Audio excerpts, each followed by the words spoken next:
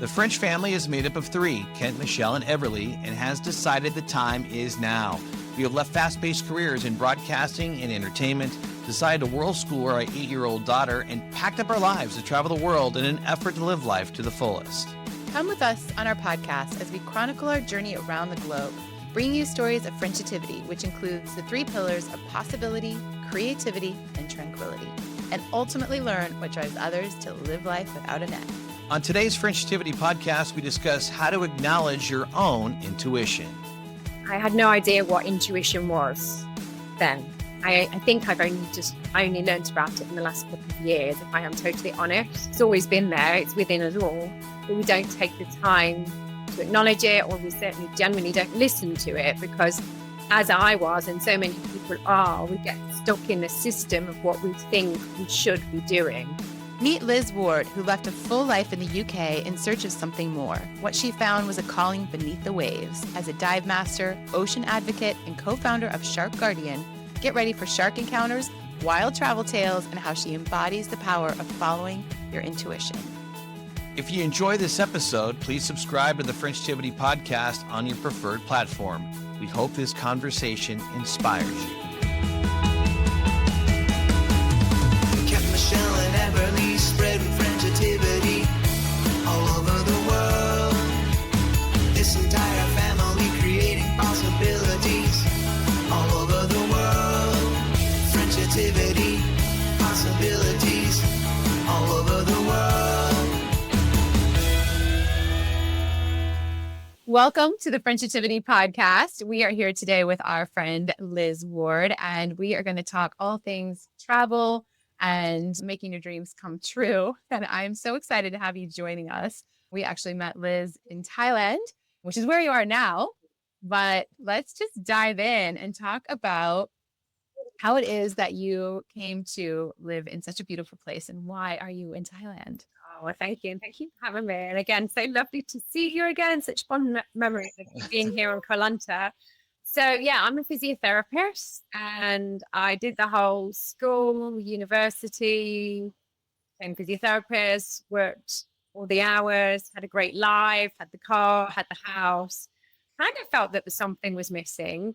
And I got very inspired when friends used to go off traveling and things, and think, well, I can't do that.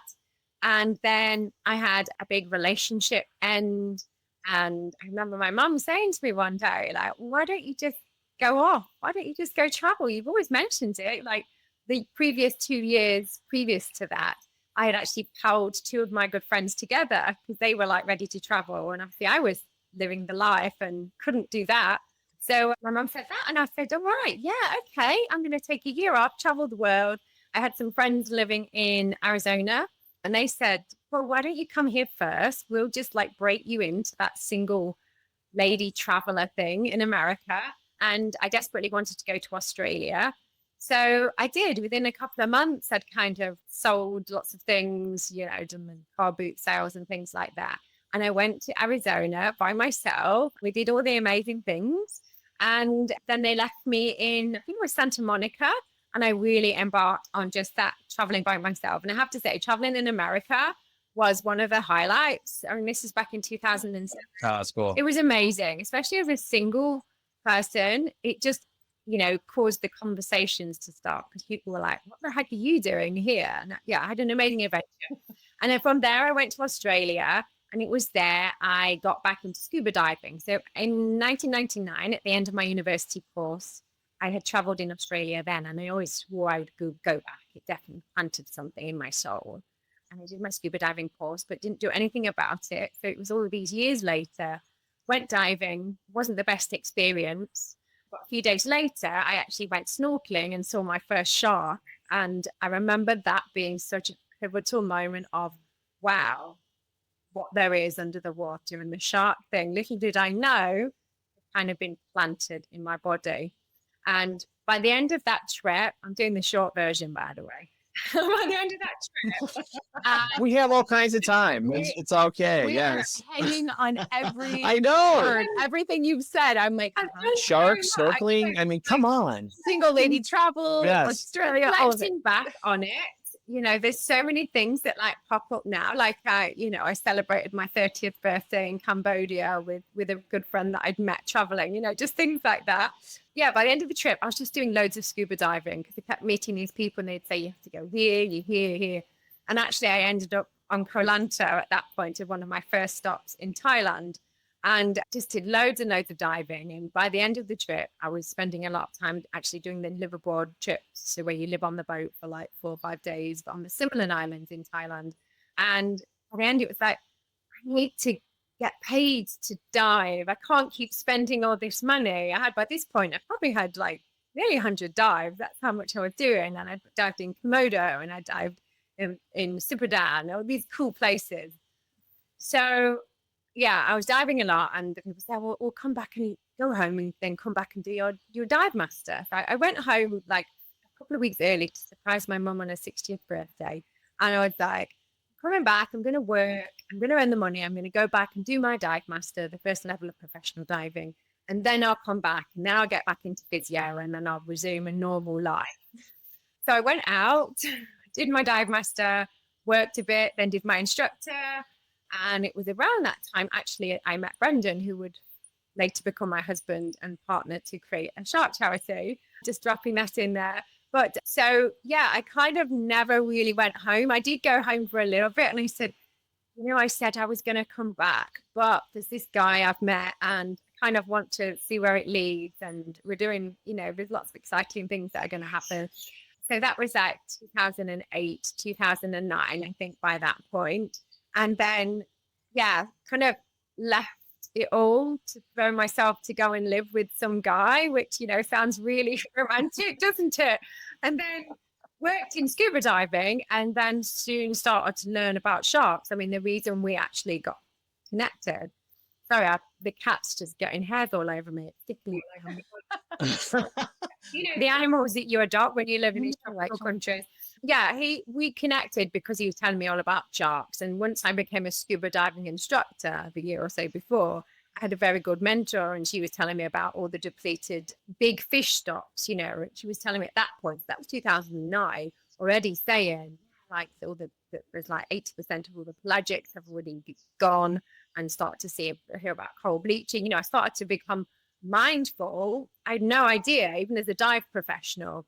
And so then with Brendan, when I learned about what's happening with the sharks, and around the same time I'd just watched, The Cove, Shark Water, very powerful films that were produced around that time that was kind of starting to document what was happening that we just didn't know because we're so far removed, most of us. Now, I've never lived by the ocean. And even I realized the people I was working with had no understanding about the bigger picture of what was really starting to happen to our oceans. So Brendan had already started to do some little presentations when he was working on the boat in Thailand. People would, he used to remember, would be on the boats, or people would say they'd be out diving and they'd be like, where is everybody? Where are all the guests? And they were like, is Brendan on the boat? And then you'd go upstairs and they would all be huddling in the corner listening to him share all these stories about his shark adventures and shark studies, because he studied marine biology in South Africa. So together, what then evolved, he was getting approached by schools because people would come and dive with the dive company, and then they would learn and would say, why don't you come into our school and talk about this, share your experiences, share what's going on. So he kind of evolved and created a presentation that I then, with some contacts, I remember him giving me all these little bits of paper, this little notebook and these scraps of names and emails and things. Like, can you do something with that? Maybe we go to Bangkok and actually go to these schools. So I started to reach out. And so I think it was 2010, we did our first tour, if you like. We got the night bus and we stayed in a really crappy hotel or something like that. Didn't get paid or any donations or anything. It was just we went to see what we could do, I guess. And from there, other schools, teachers would talk and they would tell the other schools and all this kind of thing. And yeah, it just kind of carried on from there. Oh, then we went to work in Indonesia, in Sulawesi. I forgot that far. That was 2010-ish, 10, 11. And again, more contact. So we started to do the presentations together then. It'd always been him the sharp man. But then we started to do it together to balance it out. And then it just started to become quite a unique thing because it's husband and wife. You're getting the female and the male energies and perspectives. And it was, we kind of complemented each other. So off the back of that, we're kind of getting disgruntled with the job. And we're like, you know what? Everyone's encouraging us and we've got something special. Let's go for it and see where it takes us. So that's when we threw ourselves into it in 2011, 12. And by then, by 2013, we set up as an official charity because it had snowballed so much and there was such a huge demand, having no idea what we were taking on, just following our passions and following those invitations from, Hong Kong, Brunei, Malaysia, and all different places within Thailand. So that's how it started, really. Oh, I mean, there are so. Well, it's been nice talking to you. Many. We're gonna. It was amazing. So yes, amazing. And this is, I mean, again, we'll get there. Only a sliver of something that ignited the passion in you and to pursue what that right next step was all the time. So many things about that I would like to circle back and dive into, literally dive into and figuratively. So going back to when you just decided to even take this year, because you had this perfect life, right? You had this great life. So I want to just touch on that for just a minute, because I think that becomes sometimes a common thread. Part of what we discover and talk about it, or what are some of these common threads we hear that might motivate people to go for their dream, make a change, travel, whatever the category might be. So can you reflect a minute on that time when did you lean into instinct? Did you trust something special? What do you think? I mean, of course it was mom, right? Mom always knows. And she says, go. And you're like, okay, I'm going to go. But on paper, you even sent other friends because you had the life that you had already thought was going to be amazing. So what did it take in those moments to say, well, wait, this isn't quite what I thought it was going to be? Yeah. I had no idea what intuition was then. I think I only learned about it in the last couple of years, if I am totally honest. It's always been there. It's within us all, but we don't take the time to acknowledge it, or we certainly genuinely don't listen to it, because as I was, and so many people are, we get stuck in the system of what we think we should be doing, which is have a good job, a good life, a house, a car, even before, and then it's kids, it's like this process, isn't it, that happens. Go on a nice holiday. We were going regularly with the partner at the time, not to Europe and, Paris and all these beautiful places. So it looked great. But again, that was just me living life. There was no being and enjoying and experiencing it. Again, I did such fabulous things. And I used to, through working, I got connected to a Thai massage therapist. She was English and had done lots of training in Thailand. She's amazing, and used to tell me about all these adventures in Thailand. So that planted a seed, in the early days of my physiotherapy career. And then my friends spent time in Thailand when they did their big trip. But I guess I just always had this openness for adventure. I was the one that when someone said, we're going to do a sponsored skydive, do you want to do it, Liz?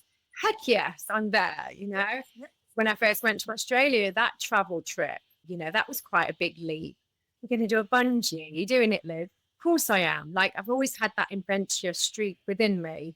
So it never felt difficult or, people are like, God, you're so brave going off traveling by yourself. I just want to see what's out there. I just want to, and it helped because I was going to my friends. So it was almost like, I'm going on this holiday to another country, and they settled me in, and we went to Vegas, we went to Sedona, we did the Grand Canyon and all that exciting things. And I just saw how simple it was and how friendly people are and how people want to help you and support you no matter what, The places I went in America, and people would just stop and help me. And again, I have such fond memories like that. So I do hope I can experience that on one day with my children.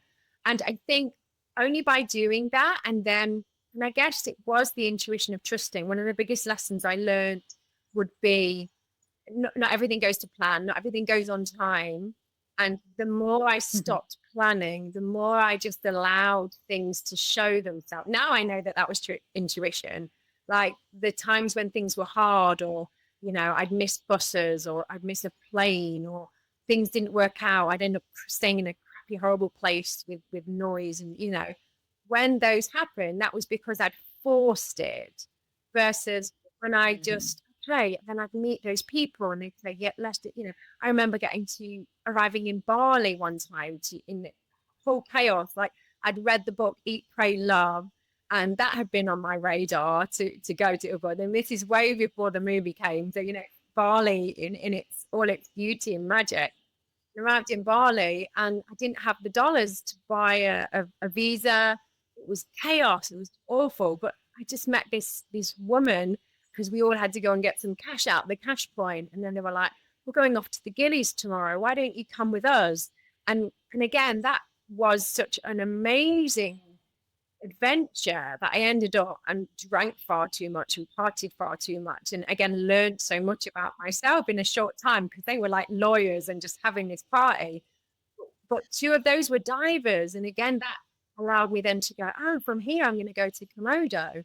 And incidentally, my first instructor job ended up being working on Gili Air, that I'd been to detox after having this like wild time. There's so many amazing experiences like that. But again, it comes down to just allowing us that time to connect, to really understand what we need, not just doing the things.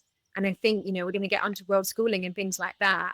I'll just throw that out there. So many people think life should be, or think we should travel this way, or think world schooling should look a certain way.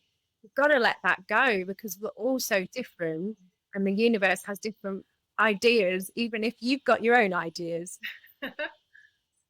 Absolutely. Yeah, I think that's just so lovely for people to hear, as it's shown up in different ways and different times for you and others, and like what you say yes to, that maybe everybody can't picture that they would say yes to some of those things, but they might be able to picture that they could at least say, well, when she says I wanted to not just be doing, I wanted to like be being, like, what is that? Like, we're human beings, not just like humans doing things, like really allowing that experience, whatever it looks like, to shape part of who we're being, how we're showing up. When you found those points where you were just like, this lights me up, like this is the right thing, because now I feel it. Yeah. Oh my gosh. What else do you want to dive? I mean, I've been like, no, it's crazy. It's just amazing. I'm like, what? I want to go back to it too, because I think Michelle and I have fallen into this as well. And a lot of people probably listening to this do, is what society tells you is happiness. And I think you touched on that from the very beginning. You checked all the boxes of what you were supposed to, what happiness was supposed to look like. What was the support system like? I heard you talk about your mom saying go, but what was the support system surrounding your decisions and being able to travel and just go on this journey? Because I know for us, family and friends mean a lot. And I know a lot of people kind of looked at us going, what are you doing? We're not really sure, but we support you. What was your support system like when you were kind of jumping off that cliff and following your intuition? It was all really, really supportive. And again, something that always comes back is my grandma before she died. So she died around early 2000. And I remember her distinctly. I think I was about 18 or 19. And she said, Liz, I just wish I'd traveled more. Like, don't get to the point where you wish you'd done more. Something along those lines. Like, don't ever have those regrets. And so I know when I was feeling, maybe I'll go to America and hang out with the friends, maybe I'll do that. I just went for it, and things did just work out. But I think because mum and dad supported me so much.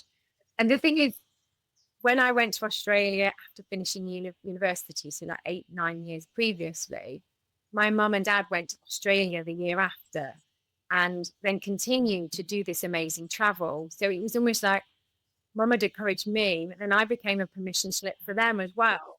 So I think there was already that in there. There's just got to be that kind of, and you might have a family, and it might be the child who's like saying, interviews like, I really want to go to Egypt. You have people like, I really want to go see the Eiffel Tower.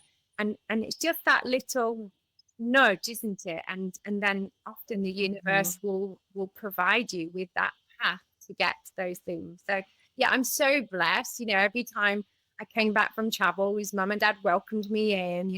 When we go home now, we go and stay with my mum and dad. Like, they came and met us in Bali one time. They've been to Thailand lots. So I guess I'm just very blessed to have that kind of support. And also I had friends. So when I was making the plans of going, I'd have friends go, well, I've got a friend who lives near Hollywood, and I've got a friend who lives here, and I've got a friend here in Australia. They'll put you up. They'll look after you. So I totally embraced that, because it was really nice to have that welcoming. And when you're traveling a lot, it's nice to have that slow time amongst the doing everything. Yeah. Yeah. And the community, the people to talk to, exactly where you kind of started with that question of, what does the support look like? What is the communication? Where do you find some of the like-mindedness? And I really appreciate what you say about mom encouraged you, but then they kind of like were following in your footsteps. And we were talking about this recently with another guest too, of like, it's really cool to, you want your children to fly and like you bring them to this certain point, but then also to let them know, like, once you fly, then I will meet you as well. Like, you can still show me things and allow that exchange to happen, not just of them saying, encouraging you and you should go, them then actually being open enough to learn from you and be like, yeah, us too, we're also going to go. And that we could do that for our children, that we could show them this path and say, come with us and have this adventure. And then you become whoever it is you're meant to be. And then we will follow you at that point. Like, this is the exchange that we have. And when we choose to travel and open ourselves up to travel, then that's sort of what starts being possible for your entire family. I think it's really cool. I'm just going to share, because I'm giggling, because the first time, when we had the first full year on Koh Lanta back in 2010, my mum and dad came out to visit, and they got the ferry, one of the ferries, like with all the backpackers from Phuket to Lanta. And I just remember it pulling up, and I got a tuk-tuk. So I'm there, the tuk-tuk waiting to take them to their resort. And they're there on the boat waving, and it's just backpackers, because at that point, Lanta was very different. It wasn't really a family island like it is now. And they're there, what they've been through and experienced. I was just like, I love them even more, because they just embraced it. And that's what they did when they got here. We took them on the nights out, all the photos we have of partying with them on Christmas and all this stuff. So yeah, I just wanted to share that again. It encourages others to embrace something that you would never be exposed to. Nothing. Yes, exactly. Mom and dad and the backpackers. Like, may we all be so lucky someday that we're still taking the ferry with the backpackers. I still want to be with them. That's a picture you have to have on your mantle. Yeah, that's fantastic. I love that. I want to real quickly. I had a question. I think a lot of us face this when we make such a big leap. But did you ever have any moments of doubt creep in that, am I doing the right thing? Should I go back? What is ahead? Or, because you mentioned everything seemed to fall in place for you. Were there any times that you kind of had to work through and kind of tell yourself, I'm doing the right thing. This is where I want to go?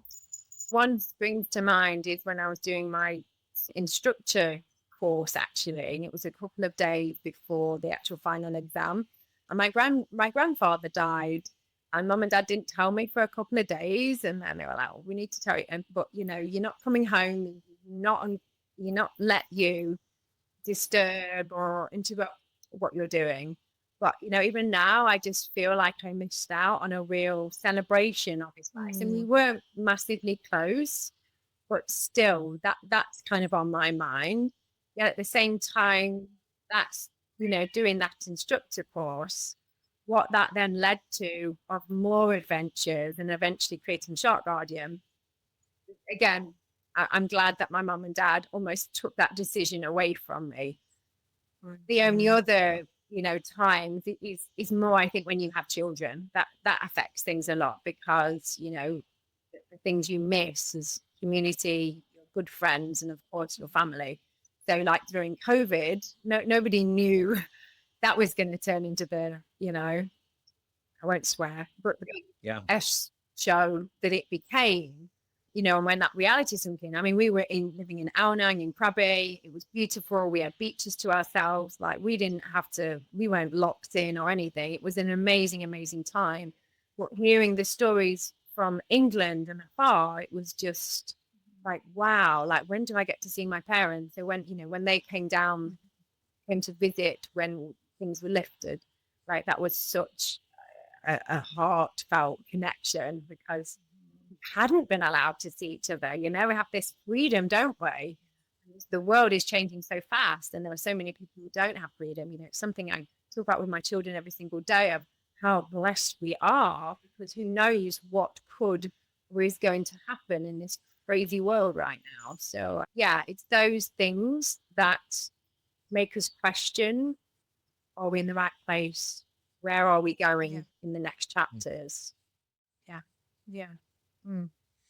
Yeah. Soaking that in for a minute. Yes. Yeah, absolutely. And then just knowing, like you said, that each decision that's made leads to like that next decision, and what opened up, even in those hard times, like just having the faith in those hard times that whatever happens in the next step, the next evolution really will be what was meant to happen. And then, like you said, provide the next opportunity when all the doors are opening.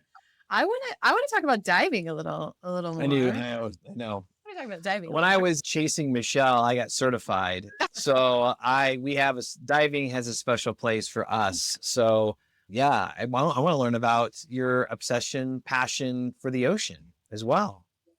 Yes, I want to talk a little more about that, and like the great appreciation, the just grand experience of being with Mother Ocean in that way. And I mean, just how many dives you have at this point, but just, a little bit more about what that side of you is like when you're in the ocean. And I think that do you still take other people diving, or how do you incorporate diving into your world currently? Yeah, I mean, I don't teach anymore. So when I got pregnant with my first daughter, who is now 10, I stopped diving, because you're not advised to dive, obviously, when you're pregnant. And then life is very different, isn't it? Even to find time to do a dive once I had a child was very, very different. So, and that was in the early days of Shark Guardian, our charity, as well. So for quite a while, I guess I lost my connection to the ocean. And sometimes then we'd go to places and manage to have the odd dive. I think if I think back to those early days when I was diving a lot, especially when I was doing the liveaboard trips in the Similan Islands in Thailand. So that's classed, I guess, as the best diving in Thailand. And like everywhere, especially in Asia, the diving has declined over the years because of overfishing. So I do feel very, again, blessed to have had some incredible dives where whale sharks and mantas, when that's how it should have been. There were certain times of year that the mantas were going to be a certain down to whale sharks. When I was guiding people and I would brief them, well, we knew we would see them at some point. To have 4 or 5 giant mantas, the oceanics, that have a wingspan of like 5 or 6 meters, like those connections. I've always had a very amazing experience with manta rays, and you maybe have as well, where I would always brief this to my divers and my guests, that we're in their home. If you are just calm and respect it and keep your distance, they will come to you. They will feel that. And the way the mantas, they do, and you look at them. I can be underwater now. I had it with the fisher sharks. I've dived with them the last couple of years in Malapascua.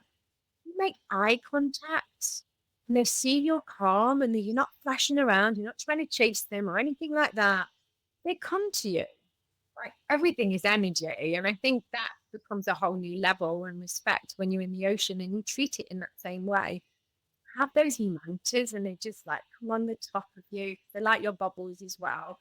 Yeah, it's incredible. And again, so I started when I was working as a dive master in the Similans. So when was that?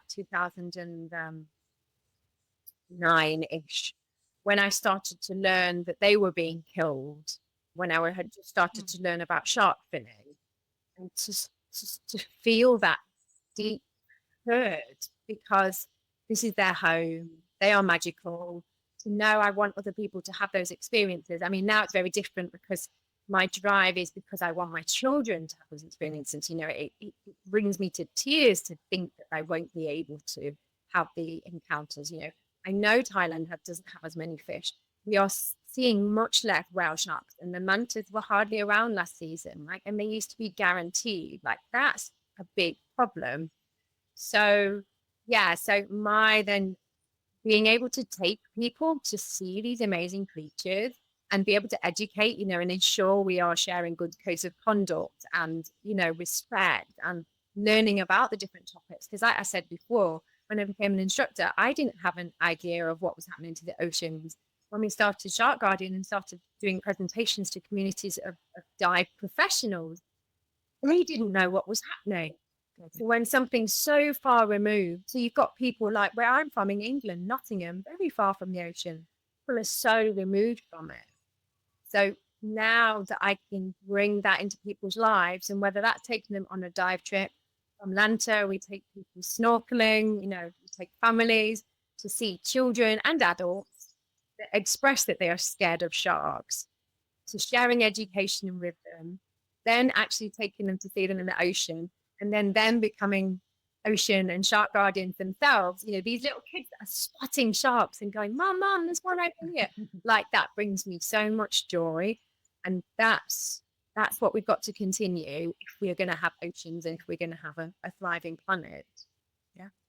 Liz, take me back to that moment you mentioned at the top of the show when you were snorkeling in Australia and you had that encounter with a shark. And that was the moment you said that really changed or really opened your eyes, maybe I should say, to what's underneath the ocean. What was so special about that experience? Yeah, I mean, prior to that, my first experience, literally when I first put my head under the Great Barrier Reef the years before, and I saw the colors and the variety of corals and fish, like it was just like sensory overload. Just like, I remember hyperventilate, like, wow, I wasn't expecting that. I was like, I just can snorkel on and just go out. It's cool. Like, what am I seeing? And then just being like, oh, the color and the beauty. And then, yeah, then years later, seeing my first shark and going, wow, they're not scary like everybody portrays them to be. They are beautiful. How streamlined, how sleek they are. Like, what's all that stuff from the media? Why are they getting the bad press? And again, that's a lot way before Shark Guardian and any kind of educational stuff. So yeah, I think it's that you get transported in a different world. I remember when I took one of my friends on a Discover scuba diving. So when I was working on the Guineas first instructor job, some of my friends came to visit. A couple of them I taught to dive, and one of them wasn't bothered. What she wanted to do was discover scuba diving.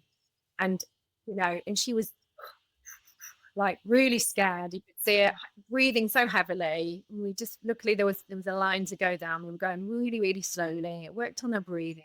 And, you know, I was just like, just look. Got her to just look at the fish and the things going by. And in that moment, just seeing her go like that, wow. And everything, all the fear had gone. Wow. Next minute, we're just swimming away from the line and going for a little thing. And again, that, yeah, it's transformational. And when I want everybody to see that, because when you see that, I don't think you can't not be impacted by it to do more. I think that's it. I think that's with anything, with nature, with beauty.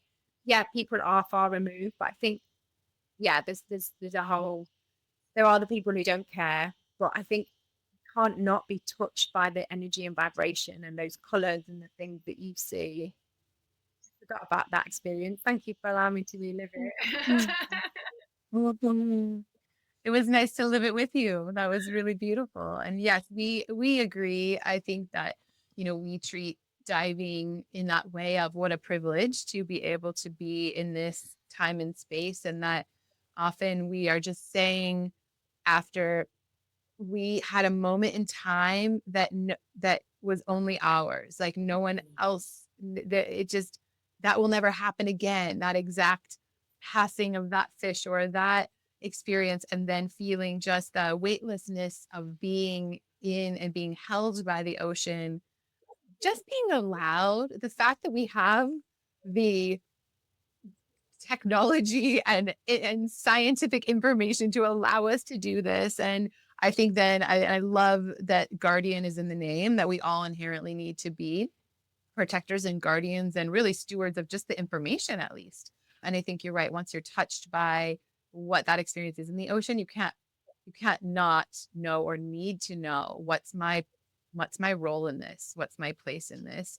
I think you've approached it in a really much bigger holistic manner of teaching entire cultures really how they can turn some of their practices to respect the ocean. And that is very big work. So I'm so happy that you were touched by the ocean at some point and motivated to do everything you've done.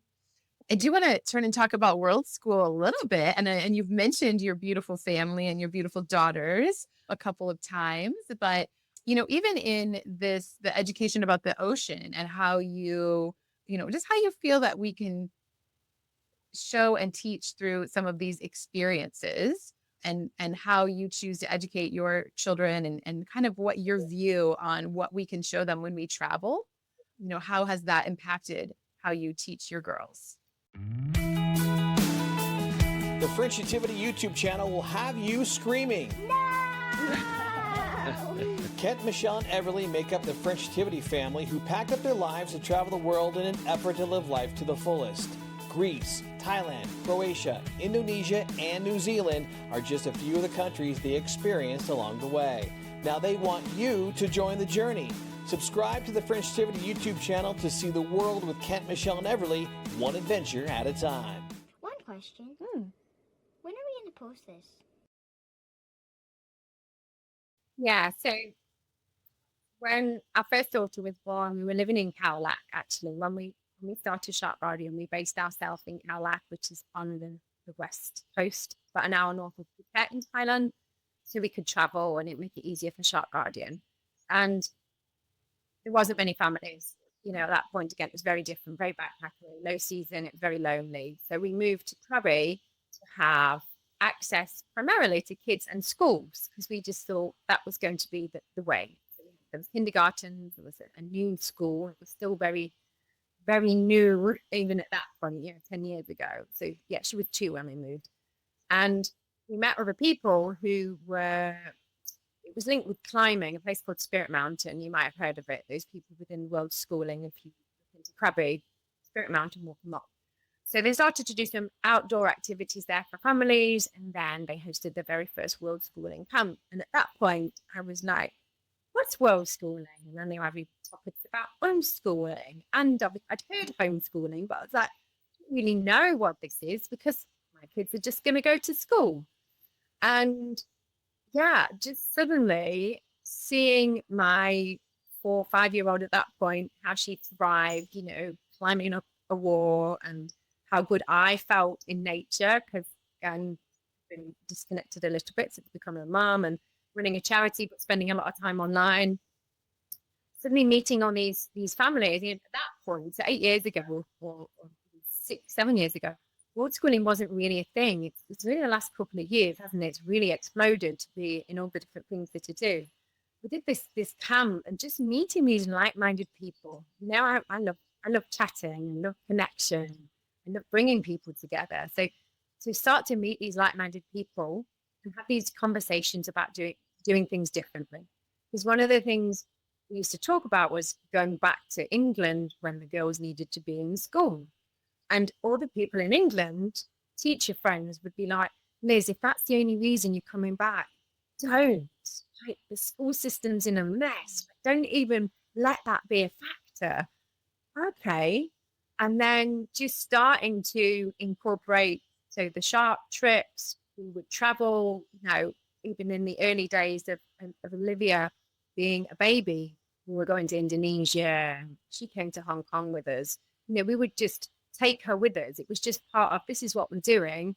The child comes along. There is always a way of, there was someone who can look after, or Brendan will do that presentation, I'll do that one, and someone will look after her. It never was a factor. It was just, that became part of our life. And I think that's one of the things. It's just about, what do you want your life to look like? And then just find what fits you. And again, not one size, form fits everybody. And I think that's where some people slip up. Again, it's this thinking what it should be to go on a road as a family, or we're world schooling. That means we've got to do schooling. But for some, world schooling is taking the curriculum from their home country. Some of them, it's still being connected to a school and doing that curriculum and still having to be, on lessons and all that kind of stuff. Versus those that say, yeah, we're done with this. Let's just hit the road and go, which is essentially what we did when we started Shark Guardian. We said, let's see where it takes us. We don't know what our life's going to look like. We hadn't even thought about kids at that point. Let's see what comes and what brings. And that's the beautiful thing about the world schooling community, that you get to say, how long have you been traveling? And where have you been? And what's your plan? And as soon as you kind of just soften to the fact that your journey and your plans, your travel doesn't have to look like everybody else, because there isn't one way of doing it. That's again when the magic happens. But again, I can only say that now, and thinking back on those conversations. But like, what is world schooling? What is unschooling? And I certainly learned during the pandemic, with the schools that my older daughter was in kindergarten, that closed. So, all right, yeah, let's do this homeschool lark. Okay, my kids don't want to listen to me. That's maybe not me, even though I have all these skills to share. It should be great. We can do all this. So it just became having fun, like going on adventures. That's what it was. Again, blessed that the kids were young at that age. But that's carried on even now when we've been immersed in the world schooling the last 2 seasons here on Koh Lanta, and the girls have been in school. It's an alternative school, albeit it's not in traditional education, but there are cycles, just like we have cycles in life, schooling and education goes through cycles as well, because we're always growing and changing. So it might be you have to adapt and go in one direction and then adapt and going in another direction. And I think that's one of the biggest tips I do give people, like, don't get hung up on what it looks like. Take time to stay somewhere. Don't be so, moving. We always all do that and learn from it, and just find what works for you as a family. That's Slow travel. Beautiful. Slow travel is huge, and it's something that we never knew existed. So Yeah. thank you for reiterating that. And by the way, I don't know if we mentioned this, but we know you from a World School Hub in Koh Lanta. I don't know that we necessarily. This is why this happens. You meet wonderful people, like-minded people, like Yes. exactly what you're saying. Yeah. I do want to ask you though, when it comes to world schooling, what's the biggest impact it's had on your daughter's development? How has it affected you, and you've seen them grow and flourish, and in what way has that really, stood out to you? Yeah, I mean, I think about the camps that they've done in Krabi, and watching and seeing Olivia, who's now 10, from when she started doing those at 5, where it would just be day camps and things. And then when she was kind of 7, 8, she would do 3 or 4 day camps. So yeah, we were living in Krabi, but she would be on these camps that some people would come from different places just for it. So she was meeting new kids and whatever. How she grew as a person with regards being able to then lead, needing help versus then looking after the little kids. That was a big change. And then before we moved to Koh Lanta, the reason we moved here really was because of the world schooling community that was starting, and it was much smaller. We got invited to come and lead a shark snorkel trip. And then we're just like, wow, there's all these families here. And then when we learned the next season they were going to come back, so that was our first season. So that wasn't when you were here, this was last season. So seeing that these families were there and hearing of their travel stories, and then knowing they were going to be coming back, because by that point in Krabi, there weren't any world schooling families. There wasn't even any homeschoolers. Post pandemic, there was a handful. And yeah, we did a bit of homeschool co-op with a family before the girls went into a form of education. Again, because it's not standard education. They've never been in a full-on ski school. But why we moved, because I wanted them to have like-minded kids, and I wanted to be with like-minded people. I wanted that because I'd had that before. And that every time I met world schoolers, I'd be like, I could just talk for hours, just like we could. So we Yeah. moved to Atlanta and really didn't know what we were going to be putting ourselves in for. And, knowing they weren't in school, knowing I was going to be having to look after them full time and try and do all my other things and then the charity. But then seeing them connect to other kids in a way that I'd not seen before. So I think there's always an element of that with world. There's a lot of it within world schooling of maybe kids who didn't fit in or made to fit in. There's a lot of neurospiciness, I call it. There are a lot of, all the things of just the traditional system not fitting them, and parents having that strength to say, no, I'm going to do something different. And then seeing how these kids just meet and then run off down the beach or off climbing the trees. And that just brought me joy. It's continued to bring me joy on multiple occasions. So that's the biggest thing for sure. Yes, thank you. I think that, a couple of things you've said, and especially in terms of really knowing that this is always an individual journey, a family journey, but an individual journey, in that there really isn't something that defines this, world school, travel, family, slow travel, whatever it is. Like you just take the best parts of the things you learn and decide how it works for you. And especially just the like-mindedness, just finding people who, like you said, you can reflect and you can have conversations that, evoke something a little deeper, because we're not necessarily following traditional things where we already know what the answer is supposed to be. So we're going to do the thing that is supposed to be the thing that it's just like, just come and be and explore. And then what we model for our children in that helps them be able to have that freedom and permission to. And you're right, it doesn't look like any particular thing for anyone. Of all the families we've talked to, the people that we've met, the way you do things, the way we do things, the way, everyone's kind of exploring it. It looks really different for whomever is trying to just have more options. It just opens options. Yeah. So I think we're probably well said. And again, grateful that we can do that. I say this time and time, that grateful that we can be in those positions to take that choice. Again, never taking freedom, travel, restrictions, never taking any of that stuff for granted. And again, I just know that there's so many places that I've been that I want to take my kids back to, but it's like you need to live it a second time round in a very quick changing world. Like the thought of, Bali, taking them to Bali will be like so different to when I was there. But again, you find a new experience as a family, and that's joy in itself. Yes. Agree. So Liz, what could we consider your career now? You are the most interesting woman in the world, pretty much, from what I've just listened to. Yeah. What is your career? How are you sustaining this incredible lifestyle in Atlanta? Yeah, I need to get my bio sorted. I do flip around with it, but I feel everything's like kind of come full circle with regards from a health and wellness point. So physiotherapy, I still see clients from people here that I'm a physiotherapist. They come and see me, and I love that. And I love to be able to do it on my terms.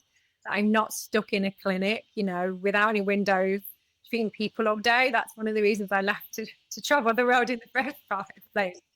So, I mean, my husband and I are the CEOs, the directors of Shark Guardian. That's never provided in a financial way, because that's not what charities are about at the end of the day. And we were very clear we didn't want to have some big financial influence that would influence how we ran the charity. So we still say we are shark conservation for divers by divers, and how that's branched off, it's down to how we've created things.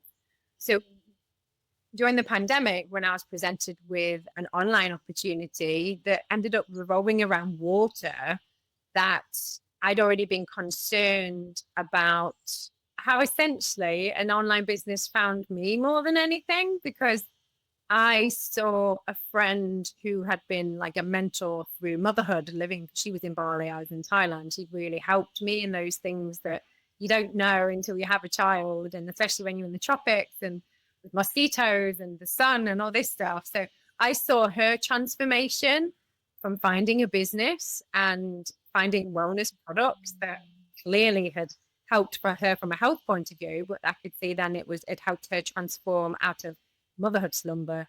And when she shared more about that, and that it was mainly revolving around water, something I was concerned about my children drinking from the big gallons, you know, that you have these in Thailand and Asia, thinking how can that be good for our bodies? How can that be good for my children when I see them sitting in the sun for hours on end? You know, and this was even before the research that we have now on microplastics from plastic bottles. So found this opportunity. I thought it was a way of earning my own money, you know, kind of thinking, well, shark gardening was Brendan's thing, really, even though I've helped it grow to what it is. And I love doing the presentations, and I love all the stands, and I love how they've been able to educate our girls in an amazing way.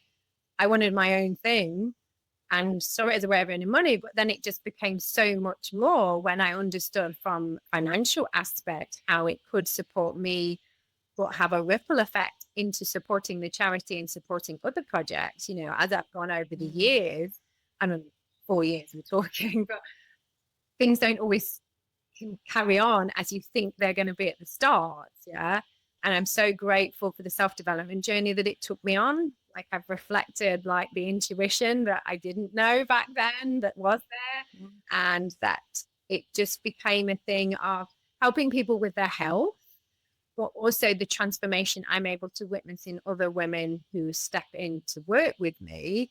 And then knowing I can share the water at the events that I do. So starting women's circles, starting ecstatic dance, that is just a result of taking part in these activities myself, feeling the benefits to me, you know, allow me to reconnect to things that maybe I'd stopped doing. You know, we had a good old booby, didn't we, Michelle, when we were at the road schooling parties. Like those things, just seeing. I guess I've always just been a helper. I like to light other people up. I like to see that, and I've realized one of my gifts, if you like, or reasons of being here, is to be that permission slip for other people. So by starting the women's circle and the dance, and then that leading on to retreats, because I'm a yoga teacher as well. I missed that somewhere along the way. You know, that was again part of the journey. That then I can combine these with providing amazing water, and how that looks as a retreat. But then also my goal now is to take it onto a dive boat or a dive location. So take people snorkeling and diving and do the women's circle, you know, and do the empowering, do the connection, do the uplifting, you know, all those things. You can see this lights me up. It's like all those things I've been doing over the years now come together in a way that financially I can then sustain me and my family. And then an extra layer, which has evolved. So with the wellness business I'm partnered with, because of this desire to want to help the planet, which the products all help the planet. Because from a financial level, we have this overflow. Our goal, there's another lady and there's a few other women we're connecting with, created something called Sacred Service. So it's the next level of helping communities, helping people, and it's happening within world schooling communities as well. So maybe in locations where the locals aren't getting good drinking water, where the locals are in poverty. So using a model where we're helping people with their health, bringing people into a business where they get to then earn in a way that then gives back to the community. So it's a really exciting time of where I'm going with all my businesses, but it's this impact driven, following your purpose. It's very much that of, it's got to be helping the ocean, it's got to be empowering women to step into their power and purpose, which has been my journey. And then if we can be using these models in communities that helps the locals as well, you know, and again from a plastic point of view as well as a health and wealth point of view, like that's the next level. So so I'm doing these things that combine together, but ultimately have a solid wellness business that I can do online and offline, and literally sharing products that help people with their health and can maximize their wealth. Like, I think it's just a brilliant way to be able to live and earn at the end of the day. What could be better? That's awesome. What could be better? Amazing. And I really appreciate how you weave it all together, that, right? It's like all these different parts of you that actually now do come together and form something extremely purposeful, very clear, that you radiate that this is where you're at and what you have learned, and taking all of that into this, like, yeah, we go on dive trips and do yoga and women's circles and drink good water and do all it's like, it's just so But it's perfect. the journey, So right? Like good. you wouldn't have been able to do this without the journey. And That's it yes, took right. everything that you've told us Right. on this podcast has come to this moment where you just exactly said, I've put it all together and now I'm happy. Yeah. Yeah.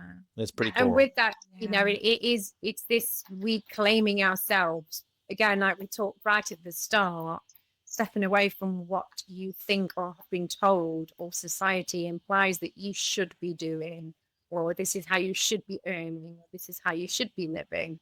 It's that. And again, world schooling allows us to do that because we step out the system and we also step into communities where you see people living very simple lives, people being very happy with very little. And it gives you that chance to reflect about what do we actually need? What do we actually, how are we going to thrive? How am I going to help my children to thrive? And again, the cycles, it changes. And by no means, this hasn't been an easy way to get here. And there's still really hard days. But I think having that why, that driver, and having the vision of doing more for the planet and for others, like that's why you come back from the dips, and that's why you jump out of bed in the morning, and it's exciting. Yeah, it is. Oh. I think that is important to acknowledge, like that Yeah. there are, we all have, yes, that there, this human experience, it gives all of the emotions and the highs Yeah. and the lows so that we can then be grateful and remember in the highs, like what it took and the why and why we're motivated. And I appreciate you acknowledging, like, yeah, we, you know, can't make it sound like it all just like came together and it's so it's like, oh no, this is a lot of layering and work and the willingness to do the work, the willingness to dig in and to, yeah, then find those days where you're like, I do want to jump out of bed today and this is an exciting thing to work on, and keep sharing that, because then that just, you know, lights up the whole effort. And I think it's beautiful and important to acknowledge that it comes with all the feelings. Well, now that you've transformed into this mentor and you're able to really share this life journey that you've taken with other people, the question I want to know is, what's the advice you would give someone in order to find the strength to follow their intuition? Because a lot of people have this intuition, they have this gut feeling, but they do not have the strength to chase that. What piece of advice through your experience now would you give somebody? Well, something I always say, and it's something this someone called Kirsty Gallagher that I follow, that with all my witchy stuff, you know, following the moon, not doing all that, I embrace it. She always says, you never given a dream without the means to achieve it. It's something I speak a lot into, because that's your intuition. When you're having your dreams, when you have these crazy ideas, it's your intuition. And I think it's a deeper soul level. Something's coming up, you know, that maybe years ago, you know, when I went into physiotherapy, I mean, I went to physiotherapy because I played basketball and I saw the injuries and thought this is going to be a cool career to carry on. I didn't have any other real idea. Maybe at that point I was supposed to be a marine biologist or a scientist. I don't know. But often people damp down, whether it's being an artist or, you know, like dance, I think is another thing, you know, damp down because of how society reacts to you. And if that thing is, if it keeps coming up, again, this is where women's circles and working with the moon is so important. You can take that time and think, what keeps nudging at me? Intuition, what is it? It's going to keep doing it unless you do something about it. And I don't want to end up on my deathbed, as you so often hear, and have those regrets. What if? The coach I'm working with right now talks about, okay, take the steps, but always say, what's the worst case scenario? The worst case scenario is to come back and do exactly what you're doing now. So have like a bit of a plan of, okay, well, if we try this for 6 months, it sounds scary. It sounds like I've got other fears. Again, fear and excitement are similar with regards to how our bodies respond.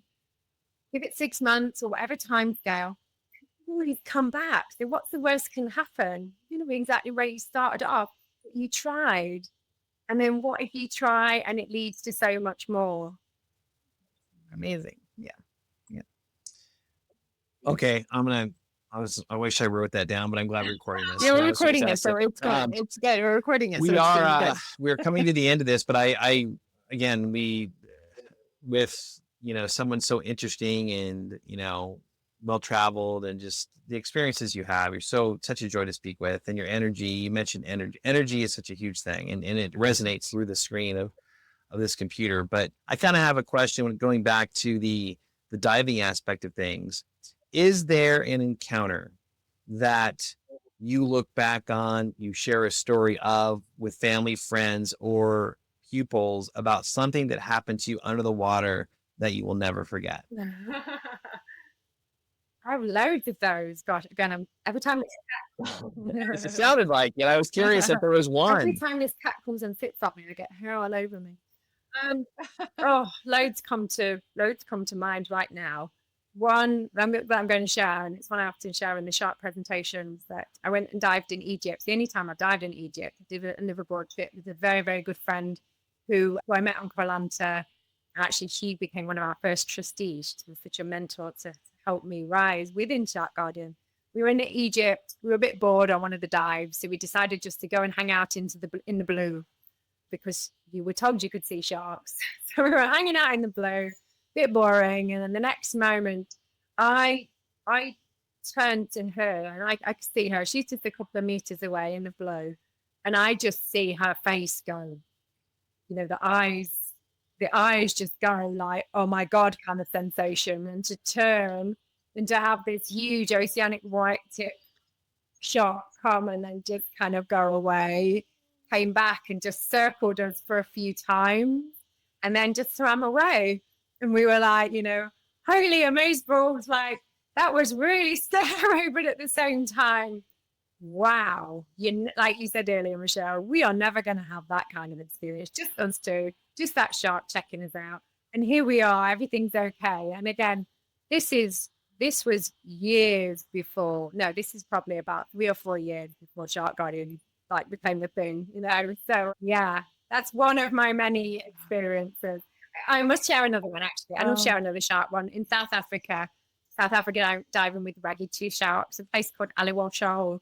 And there's a lot of surge. So you're about 16, 18 meters. And you know what it's like when you dive in surge. You kind of feel it, and then there's a dip, and then you move forward, and then again, and then you move. And we were all diving together, but somehow with the surge, I ended up in this kind of almost like a cauldron. It wasn't an actual cauldron, but there was lots of rocks, but it almost created like a bowl that I ended up in, next to all these sharks. Like I was just like moving. There's probably 20 sharks, and and raggies they're the ones you see in the aquarium that look really menacing with all the rows of teeth, but they're very slight, and the eye kind of follows you. So I'm just like, okay, this is fine, this is cool, and just chilled with it, and was like, I am again appreciating that you welcomed me into your home. Everything is okay. And when I see a wet, because I don't want to swim through like 3 sharks, or like, it's like I'm kind of trapped here, so I'm just gonna ignore it, enjoy it, and when I can, I will swim away. And that was one of the most incredible, to be in their shiver, Oh, God. Is your mental conversation in that moment that clear of like, okay, I'm just gonna chill, or is it just instinctual, comes over you to be like, there's really, is it because you were not having a fight or flight, you were just having a like frolic? Like, what is that? I don't know any amount of preparation that can let me just be like, it's cool. Like, tell me. I think it helps to know that we are not their food, and to know that, if that had been 4 great white sharks hanging out together, that I'd have found myself in the middle of some bull sharks or something, and I wouldn't have been as relaxed, I am sure. made a better escape route. But this, I knew that they were not going to be after me. They're just hanging out. They're just doing their thing. They come there to mate, actually. Once a year, there's a big aggregation of the females come and the males come. Yeah. So I knew it was going to be all right. It was like, well, this is practicing what I tell people, that we're not their food. We're in their home. Just enjoy it. So what a gift. What a memory. What a memory. Proof of concept, proof of information, proof of education of what you do share with people. Yeah. That is so cool. That's so cool. You're incredible. It's been a pleasure. I mean, like I said, we want to keep going here. But am I ever going to get you to dive again? Yes. You still dive. I'll Okay. dive You still again. dives. Okay, cool. I need Cool. We didn't Liz scare to come with us. Yeah, but if Liz is besides our that, guide, I think yeah, I feel more comfortable with Oh, the truck whisperer. Yes, We absolutely. will be under your guidance. I would like to sign up for the next Please. women's Right. income. And I. We do, guys. Shark. Again, we have the, open to everybody. So I'll make sure I'll let you both know. But when I do these ones, I'll Amen. let you show. I'm actually going to the Galapagos next year. Like that was No. We've been We talked about plan that. in the making, and that's coming around next year. Okay. So that's going to be real talk to you. We've been talking about the Galapagos. So yes, see, it's all meant to be. Liz, can you let everybody know how they can find you? Because I'm sure after they listen to this, they're going to we want to talk to Liz. We want her to mentor us. We want to swim with her. We want to find We want in on the we water. want in What's on the the water? crystal water. Like, do you have a social platform that would be good to share it for some folks? My Instagram is liz.wild.water.woman. Wraps Perfect. it all together. I love it. And of course, Yeah, Shark says it all. Guardian. It does say it Shark all. Guardian is on all the platforms as Shark Guardian, and we have website www.sharkguardian.org. I don't have a personal website right now, but that's going to be coming because I have several retreats coming up in the next 6 months. So I need to. That's the next step for my evolution for sure. Well, beautiful. Incredible. Well, thank you. This has been so much fun seeing one of our friends from Kolanta, and this is what this really this is a part, just a big part, I want to say, of why we did what we did and why we will continue to do what we did is to travel for us as a family, for us as individuals, but also to meet other like-minded people like yourself that are truly inspirational and that we will consider a friend for a long time. So it's really, this kind of just puts a nice bow on our journey to be able to talk to you. This is really cool. So thank you. Yeah. And I love the way there are so many people that you meet, and then like there's some people coming in September to the island that we were on a world schooling camp with last year, September in Krabi. One of the reasons they're coming to that world schooling thing that's happening is because we're here as well. So, when stuff happens, you tell each other, and then you end up meeting up, with others. That you went on and you went to see some of the others, and like there's loads of people in Vietnam right now that were on Lanta. So it gets to be this excuse to go and meet, your fabulous people again, doesn't it? It is. What a gift. It is, exactly. Yes. I mean, to share, it's different than saying, do you want to meet at the local coffee shop? You're like, would you like to meet in the Galapagos? You're like, yeah, I would actually. Let's do that. Sounds good. Well, thank you for this time. Thank you for sharing your adventures, your stories, your gifts with us. This has been inspirational and so fun. And I just appreciate it so much. So thank you. And follow Liz, see where her adventures take her. And we will see you somewhere under the ocean. Thank you, Liz. Hey everyone, I'm Michelle from the Frenchitivity family. Our family has traveled the world over this last year, and the comment that we get most often is, how did you pack? Which I'll be happy to share. But the other question that we've been getting a lot lately is, how did you do it? How did you get your family ready to travel? What was that experience like? How did you make it a reality? So I've been thinking that we'd like to share some of those tips with you, and I'd really like to see if we could get some founding members together. We'll be forming it together live. Just send me a DM if it sounds interesting to you, because I've got some ideas. The Frenchitivity YouTube channel will have you screaming. Kent, Michelle, and Everly make up the Frenchitivity family who packed up their lives to travel the world in an effort to live life to the fullest. Greece, Thailand, Croatia, Indonesia, and New Zealand are just a few of the countries they experienced along the way. Now they want you to join the journey. Subscribe to the Frenchitivity YouTube channel to see the world with Kent, Michelle, and Everly, one adventure at a time. One question. When are we going to post this? Hi, you reached Kent, Michelle, and Everly French. We're unavailable right now, but please leave your name and number at the tone, and we'll get back to you real soon from somewhere around the world.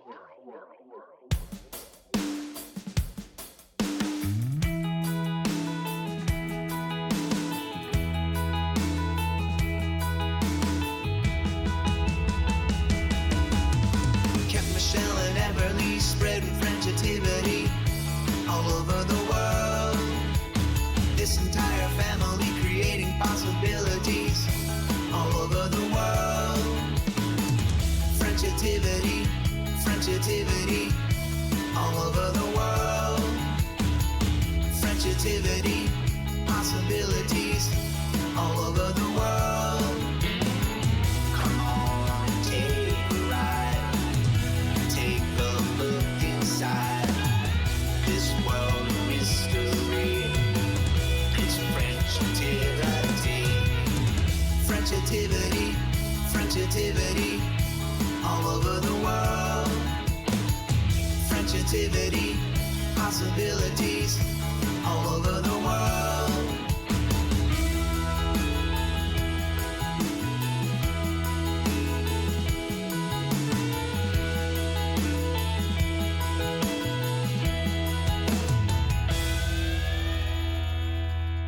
Frenchitivity.